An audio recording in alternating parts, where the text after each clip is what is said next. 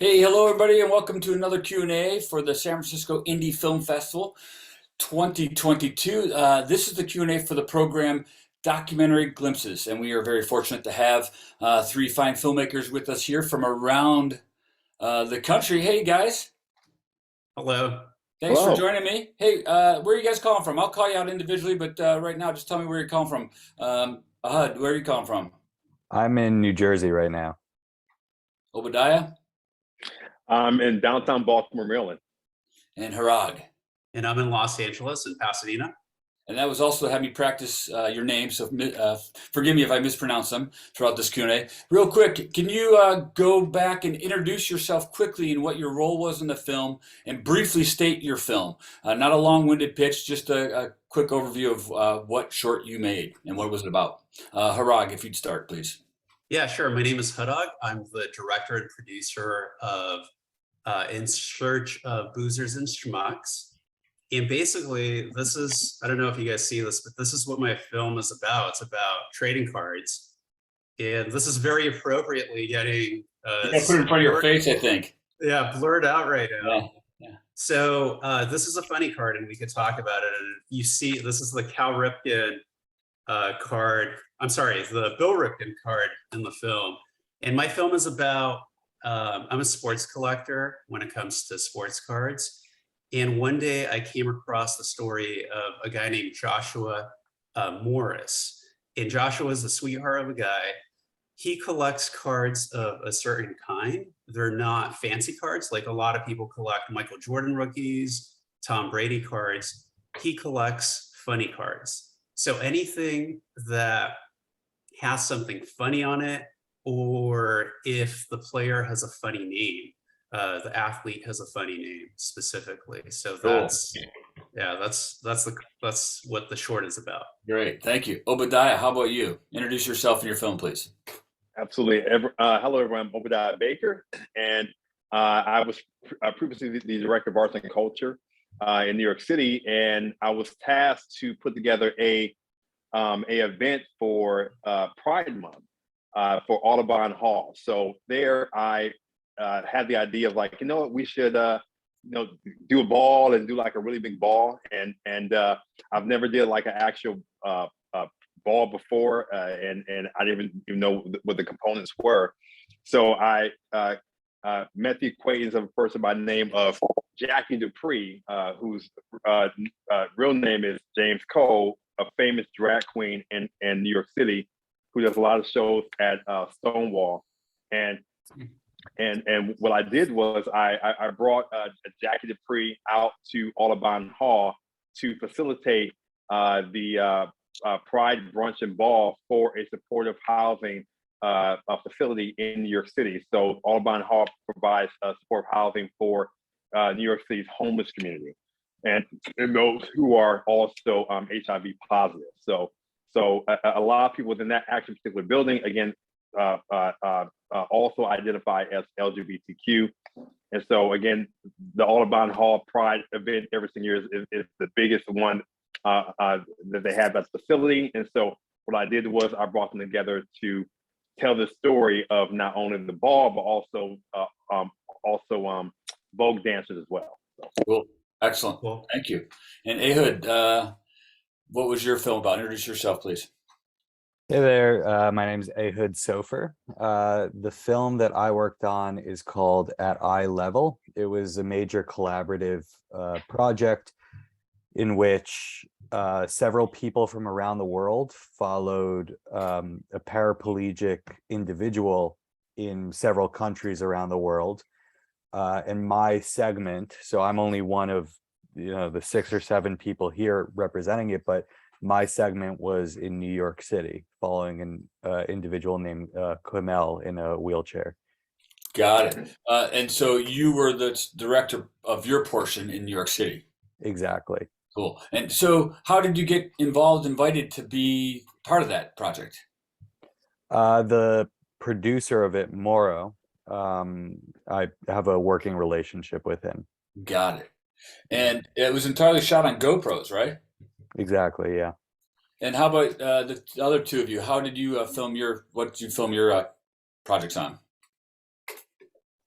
What kind of camera? What kind of technology? So we did a combination of smartphones, and I know Adam Taylor, who was the filmmaker hired for that event, used some other equipment too, but for the most part, we used smartphones. Wow, fantastic. And that provided, sounds like for both those things, just provided the accessibility and flexibility and, unobtrusiveness, if you will. Absolutely. Yeah. And Harag, how about you? What did you use to film? I'm gonna embarrass myself by telling you that I actually don't know what camera they used, but the cinematographer on the film, his name is Emrys Roberts, who I work with a lot, and he's just masterful with that. So I apologize that No, I that's don't all right. I don't I don't usually ask know those what camera technical they questions, but it is amazing now that it isn't standard cameras and stuff like that. It doesn't have to be a fancy camera. Nowadays, we can go tell wonderful stories with the resources available to us. So, used. It definitely wasn't a fancy camera, that's for sure. yeah, that's fantastic. But so, what were some of the challenges for each of you of making your film? Harag, I'm on you right now. What was the challenge of making your movie? Our biggest challenge was scheduling. Emerson and I were in Los Angeles, and what happened was it was happening during a busy work season for us and also for Joshua as well. And so we actually ended up scheduling it 2 or 3 times so that we could go up to Washington to film Joshua. We eventually scheduled it, and I personally couldn't make it. So actually, I had to direct it remotely. And so when we interviewed Joshua for the film, it was all done through an iPhone. Oh, We did FaceTime. Emerson went up, he set up everything, he got all the footage, and so it was remotely directed. And so I was on the phone with Emerson the entire time. amazing. Amazing that we can make films this way nowadays. How about for you, Obadiah? A challenge? Yeah, the biggest challenge was definitely finding the right people to come into the facility and perform for the residents. I actually went through a few drag queen companies, and I landed with Screaming Queens Entertainment. I definitely give them a blast out for that. And they were phenomenal. They came in there and they brought the magic of New York City to to Washington Heights, and but definitely trying to find out the right vendors. We did have also overcoming the effects of COVID-19 that happened during the pandemic. So that was also an ongoing challenge. You filmed that during the pandemic? I filmed, that was filmed during the pandemic. And you too, Harag? You filmed during the pandemic? It was filmed in December, so it was actually a lighter moment during the pandemic. Got it. Did Obadiah? So that must have provided not only just making a great film, a fun film, but you provided a service to those elderly. Is it an elderly home, a senior citizens home, a nursing facility? What is that? It's actually mixed. It's all the way from, I think the youngest person there is like maybe 22, Oh, all the way up to like I think 65. So so it really services again those who fall within, again, who are HIV positive and those who were homeless. yeah. And Ehud, challenges for you. It must have been, I mean, or any other challenges during the other film that you may have heard of too. Oh, during the other filmings. I think, yeah, well, as far as the other films, what's funny is ours, like my portion, we filmed literally a day before all the closures happened for COVID. So I think I was one of the earlier ones, and then some of the other countries hadn't filmed yet. And so then we had to wait to get those portions done, and coordinating all of that, and then doing some pickup stuff during COVID, and obviously coordinating between many countries. I can't speak for them because mine went pretty smoothly, All right. but I just imagine, for the editing team as well to go through all that footage, we had to edit kind of our own assembly cut, each of us, I and see. then send it to them. But I think, this answer is very much speaking for the editing team, but I just think it's the nature of the project is probably doing that. But on my end, putting together that assembly, so yeah, we shot on GoPro 360s, and while that gives you so many options because you get a 360 point of view, you then have to not only edit cuts, but then select what within that 360 view you want to show. Yeah. So I think developing the perspective for Quamel was difficult for me. Also, he's such a, an amazing person. I wanted to show more of him. I wanted to do a whole thing on just him, in a way. And I'm sure everyone who filmed felt that way about their subject. So I guess just picking what would end up in the film was challenging.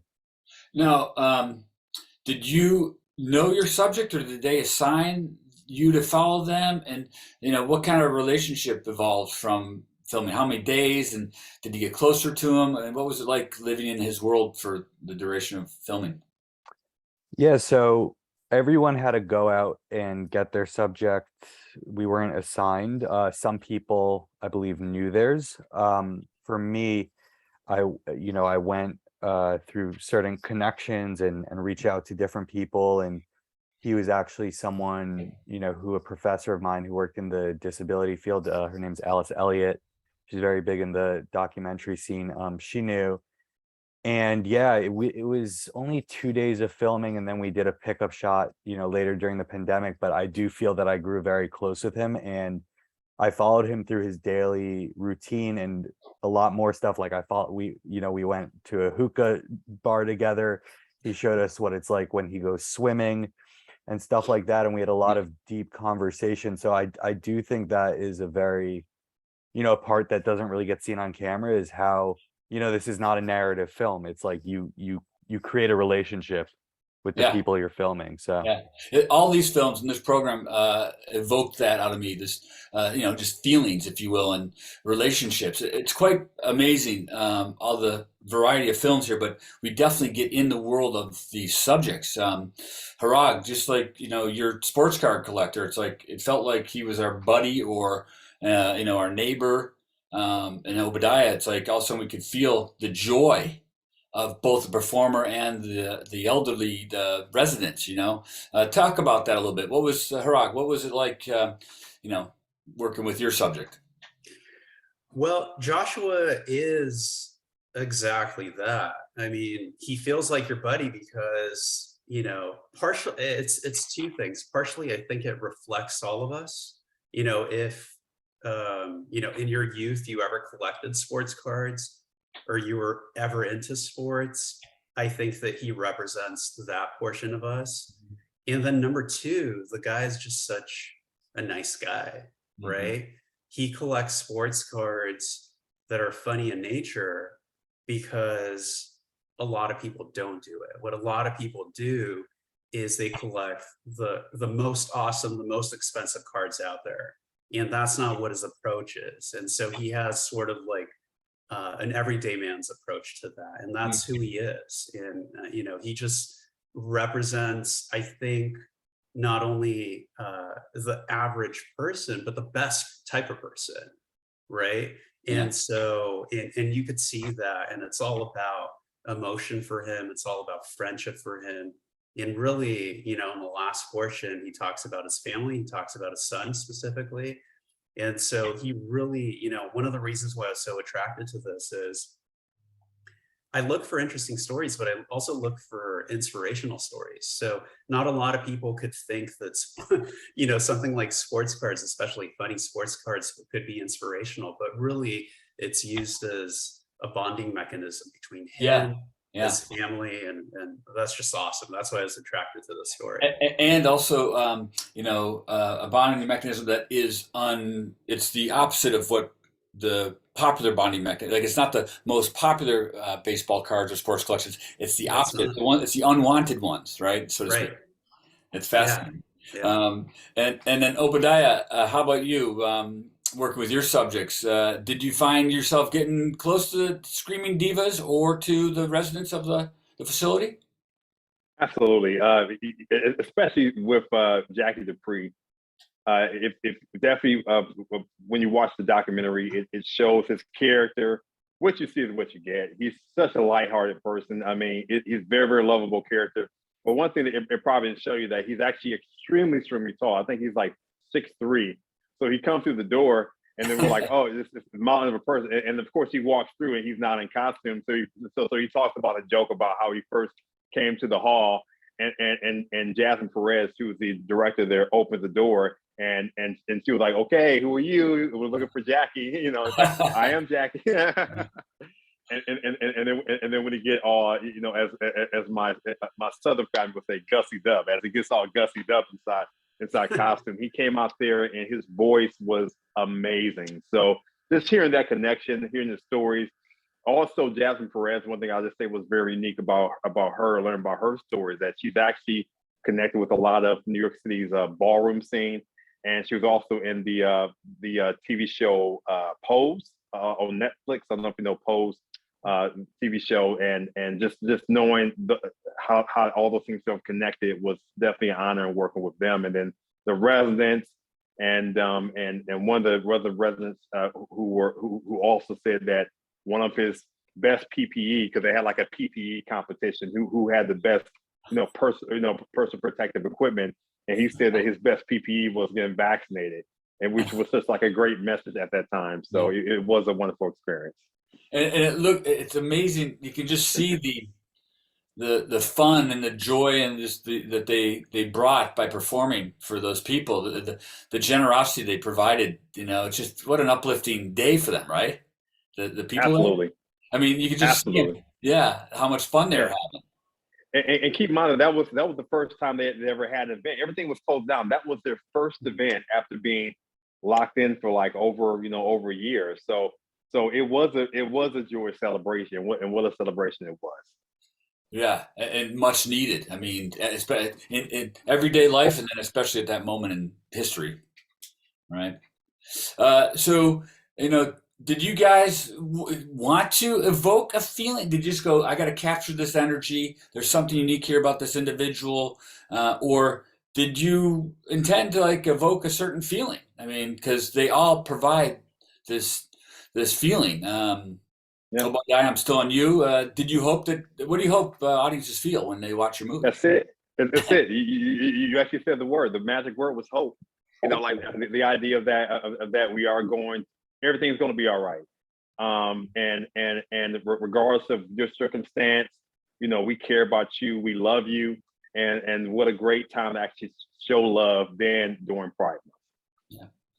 Harag, did you hope to evoke a feeling? Ironically, it's actually really similar to what you guys are talking about right now. I mean, for me specifically, I wanted to make people laugh, but also I wanted there to be a twist at the end, right? This is, it's a short documentary. It's not, a sophisticated feature film, right? But that twist at the end was intended to show how laughing is right there, but also we want to, it's okay to cry, it's okay to get emotional, and I think at the end, that's really the idea. It's laughter and crying go hand in hand. That's why we do it. Yeah, right. And Ehud, any feelings you wanted the audience to feel, to evoke? Yeah, I mean, personally, when I was editing my segment, I really wanted to show how impressive Kumail's life was or is. Yeah. Not just, as a person in a wheelchair, but as a person in general. I think because he was a very thrill and adventure seeking person, still is. And because he's been put in that position, in a way, he takes advantage of life more than the average person who might, take their legs for granted. So he's doing all these things every day, like going down, fearlessly going down escalators in, like, there's that shot in it, and doing all this stuff. And all the characters in the film, that was showed by all the filmmakers, right? Someone was skiing, another was playing basketball, another was doing archery. This is stuff I, besides basketball maybe, that I haven't done in years. Yeah. So kind of, very in your face feeling of like, wow, these people in a way, they see the world in such a similar way to us, but like also in a way, a more magnificent way. So, this whole group of films, and these three in particular, your three films, it gave me newfound appreciation, even for maybe the everyday stuff that I already have that you take for granted, like mobility, right? Or like the items that I cherish that I'm lucky to have, like sports cards, or that I can sing and dance and appreciate other people, or whatever, sharing a community together, like Obadiah's film. So your films really are wonderful in that regard, where it kind of like made me appreciate my own blessings, if you will. You guys want to talk about that at all, like the mobility thing, Ehud? It's just like, if it took me a moment to get into your film, like the whole movie, because it was a little bit different, pacing, if you will. But then I was transfixed. Yeah, I mean, as far as blessings and stuff, I think everyone makes the most of their own life. I think, Kumail probably lives, a more, exciting life in a way. Like, I know he's doing amazing things now career wise than a lot of people who have use of their legs. It's hard to say for some of these other countries. It might be more difficult in places like the woman in Vietnam, where there's not paved roads and stuff like that. So yeah, there definitely is that feeling of appreciation, but also just more, marveling at how really, like, with the hand you're given in certain conditions in life, you can lead just an amazing life. Yeah, well said. How about you two, Harag, Obadiah? I mean, Appreciation. appreciation is key. I think that, there's really two ways to look at things. It's either, I have something or I don't have something. In Joshua's story, when you watch this film, you understand that this is a human being who has chosen to look at things as the cup being half full, right? The glass being half full. Yeah. So he's taken, like you said, the discards, right? The parts of sports cards that you're not supposed to appreciate. Yeah, the stuff that no one really could find appreciation in, and he's done that. And I think that again, it's not supposed to be a sophisticated film. It's really supposed to make you chuckle a little. But if you read into it, I think that that's probably the best way to live. Yeah. And with short films, I mean, with what we do, if we had $100 million budgets, we might not make these films, and we would not make these films the way that we would. And so, as filmmakers, I think that we're doing that. We're appreciating maybe the little that we have in terms of resources at the moment, and we're magnifying it to the point where, we can make something magical and something inspirational through it. Yeah. And staying on you for a moment, because you brought up the card earlier, I'll get to that question to you in a moment. What are some of the particular cards that are Joshua's favorites? Well, this is it, and I'm sorry that you guys can't see it. Maybe you can't. But put it in front of your face. But this is so okay. So on the tip of the bat, okay. So basically, Joshua's the guy who collects funny sports cards, and he specifically collects sports cards of athletes with funny names. So like he has a Dick collection, for example, all the guys who were named Dick, right? Mm-hmm. And so some of the people named are Dick Trickle, Dick Pull, and the magical Dick Paradise. So that's a real name. That's the name of an athlete. So we have the Dick picks, and then we go into the funny picks and the unusual things. He has a sex, drugs, and rock and roll collection. People who, whose last names are Blunt and Little Stoner. That's one of the names of an actual athlete. But also funny things like the card that I'm bringing up is probably one of the most famous of these funny cards. It's the brother of Cal Ripken Jr., who is one of the most famous athletes of its time, just in case people don't know him. So his brother, Billy Ripken, was posing for this baseball card, and he's holding a bat. And at the end of the bat, his brother played a prank on him, and he wrote the words "fuckface" on the edge of the bat. And so when this baseball card got printed, if you look closely, it basically at the end, it inappropriately says "fuckface" on it at a time. This was sold to millions of teenagers and young kids. Right. That's Anyway, great. so that's, it's all fun and games, but hopefully with an inspirational message. Yeah, and especially that Star Wars, the CP301. That's the I best. think I may have that one. I gotta go dig it That's out. the best. The golden Obadiah, rod. how about you? What's newfound appreciation and new look on life based on making your movie? Yeah, absolutely. So a little bit about my research. I'm currently a doctoral student at Drexel, and within my research, I'm studying empathy development. And particularly how I came to Lantern was my work with my nonprofit that I operate out of Ohio. So I've been doing a lot of community work for many, many years. And one thing I just learned even throughout my research is that the world, especially within America, we can always use a little bit more empathy in a lot of things in which we do.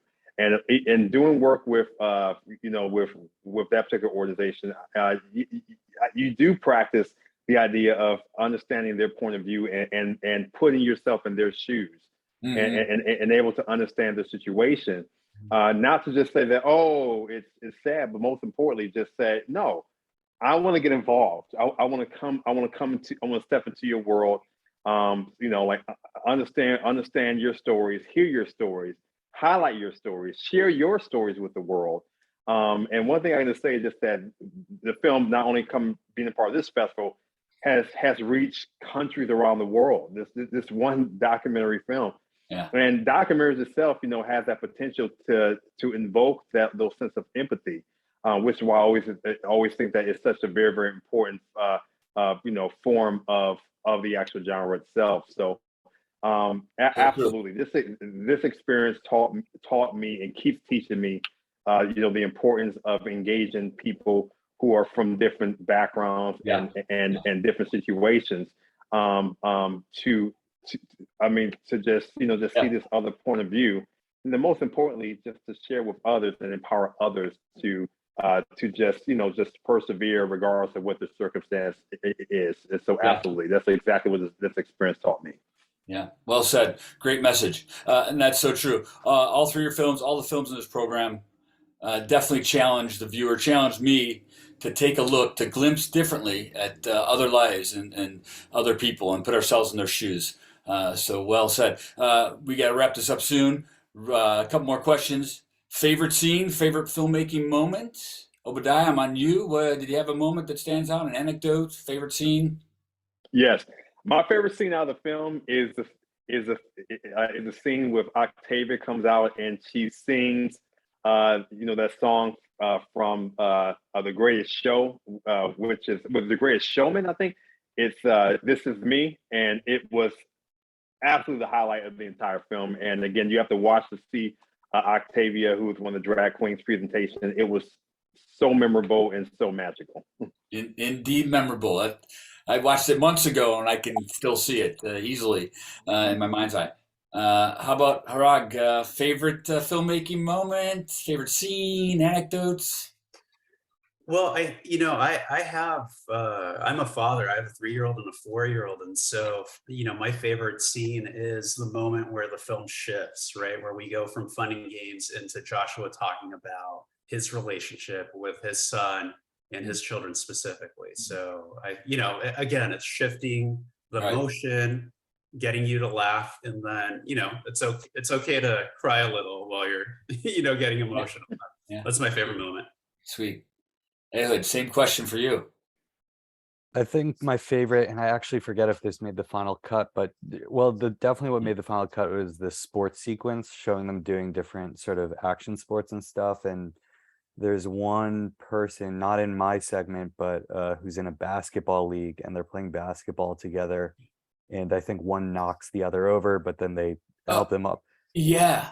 Yeah, When they follow the wheelchair, right. exactly. And there's something, that evokes a lot of different emotions in it, and just seeing how physical they are with each other and callous, but also empathetic. There's something really, really satisfying and, I don't know, it feels hopeful and empowering watching it. Agree 100%. And also a little uneasy at the moment. You're like, oh God, there's a challenging moment, but then yeah, they rise above it and help each other, and it's really wonderful. Yeah. Well, all your films are wonderful. Thank you so much for making them. Congratulations for getting into this festival and many successes in the future. I know you'll have them. Where can we find out more about the film or you guys? You got a website? Want to do a little plug real quick here? 5-second plug. Go ahead, Ehud, you're on right now. Yeah, so I mean, if you look up the film, it's called At Eye Level.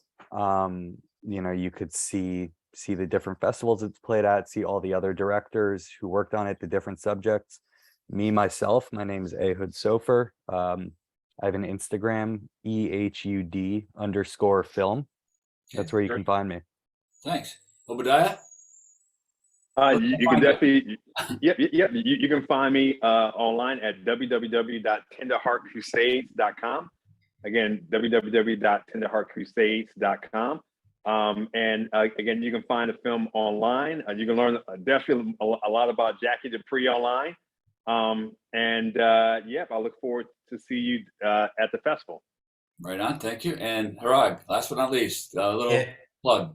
Yeah, and you could, I mean, definitely go online. You could find out more about it. The film is called In Search of Boozers and Schmucks, but the website and all the social handles are boozerandschmucks.com.